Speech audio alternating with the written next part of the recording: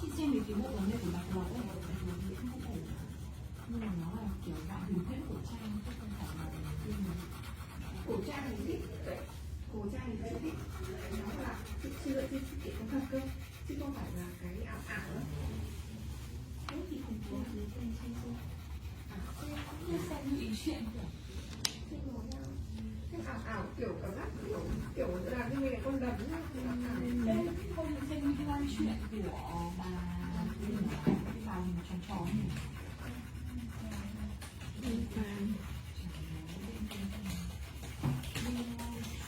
chị thích con gì à, con gì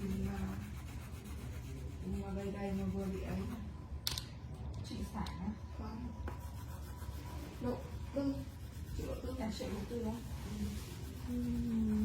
tại vì con ấy toàn đóng phim kiểu vui lắm. Thế chị xem phim cái gì đóng với Trần Chiết Viễn ấy nhỉ? Thì như chị xem rồi, nghe rồi sẽ Ôi phim đấy hay lắm, em thích phim đấy lắm.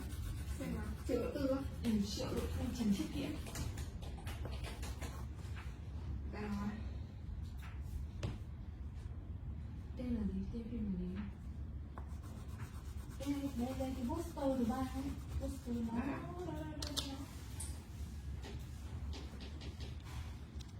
vụ đúng rồi, vụ trộm không thể giấu. à xem rồi, phim này xem rồi.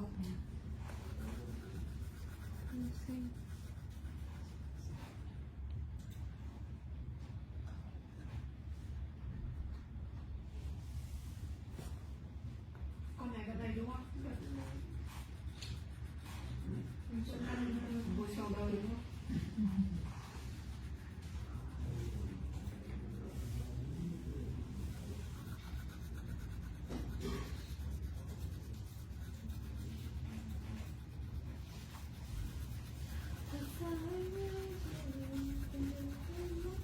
Cái gì đó.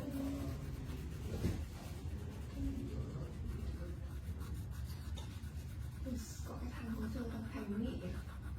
Gì Nghị? Đẹp trai. Thủ tướng đề nghị bí thư tỉnh Quảng Nam, nhà ở thành phố Đà Nẵng gương mẫu đưa vợ con vào Quảng Nam. Thủ tướng để phát triển kinh tế Quảng Nam, thủ tướng nói cán bộ tỉnh phải bám đất bám người, không nên chiều thứ 6 về nhà, ở Đà Nẵng sáng thứ 2 trở lại. Bán hàng lại chửi. Ý là nói nghe thâm đách vãi trường. Còn chỉ đích danh luôn. Lại còn không nên chiều thứ 6 về nhà, ở Đà Nẵng sáng thứ 2 trở lại. Nó kéo.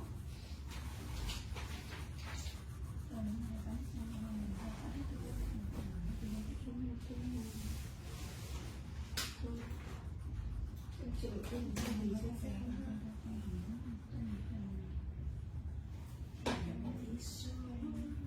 nhưng mà con này mà làm mấy cái phim ảo ảo thì lại chị thích xem. Cái ảo kiểu xuyên không viễn đấy thì chị thích xem xuyên không. Tên là sáng lạ thêm một này, Trần Kim Thiên hay là yêu em của bạn giấy